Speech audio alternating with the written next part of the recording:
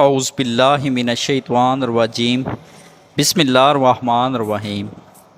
شروع کرتا ہوں اللہ کے پاک نام سے جو بڑا مہربان نہایت رحم کرنے والا ہے۔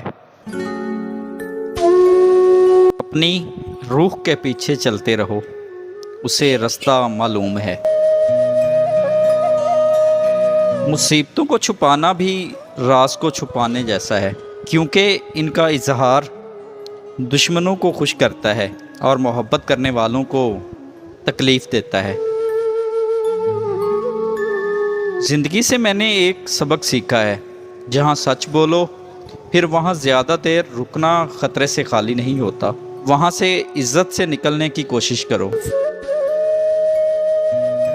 ہمارے ہاں اکثر نکاح کے بعد محبت ہو جاتی ہے، مگر ہمارے ہاں اکثر محبت والی جگہ نکاح نہیں ہوتا۔ لوگ تو صرف لوگوں کے لیے ہی مرتے ہیں، اپنوں کو تو جیتا بھی نہیں دیکھ سکتے۔ المیہ یہ ہے کہ لوگ کسی لڑکی کی کسی امیر بندے سے شادی کامیابی سمجھتے ہیں۔ دلوں میں رہنا سیکھیں، گھروں میں تو سبھی رہتے ہیں۔ ہمارے معاشرے میں عام طور پر مردوں کو وہی عورتیں اخلاق سے گری ہوئی نظر آتی ہیں جو ان کی بجائے کسی اور سے ہنس کر بات کر رہی ہوتی ہیں۔ کسی کو اتنا پیار دو کہ کوئی گنجائش نہ چھوڑو، اور اگر پھر بھی وہ تمہارا نہ بن سکے تو اسے چھوڑ دو، کیونکہ وہ محبت کا طلبگار نہیں، ضرورت کا پجاری ہے۔ جب اپنی اہمیت زبان سے بتانی پڑ جائے تو سمجھ لیں اب آپ کی کوئی اہمیت نہیں رہی۔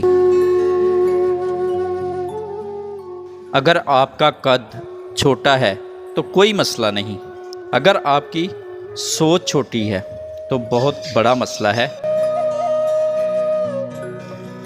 ہم ایسے معاشرے کا حصہ ہیں جہاں ہماری قابلیت کا اندازہ علم سے نہیں بلکہ مہنگے جوتوں اور کپڑوں سے لگایا جاتا ہے۔ جب دولت آنے سے کسی کا اخلاق تباہ ہو جائے تو سمجھ لو اس کے زوال کا وقت شروع ہو گیا ہے۔ وہ عورت مرد کے دل کو لوٹ لیتی ہے جس عورت کی دو چیزیں خوبصورت ہوں، نمبر 1 زبان اور نمبر 2 دل۔